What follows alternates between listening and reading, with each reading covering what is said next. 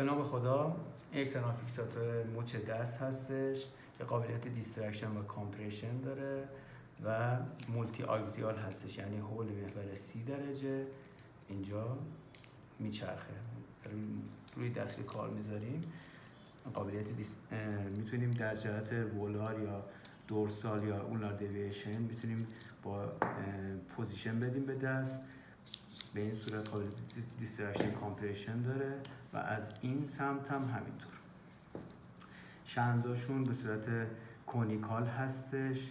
قابلیت این شنزا این هستش که هم کونیکال هستش، هم تریدش به اندازه قطر استخوان طراحی شده، یعنی اینکه استرس رایزر بشه، محل ورود به استخوان شکسته بشه اتفاق نمیافته در مورد شنزا.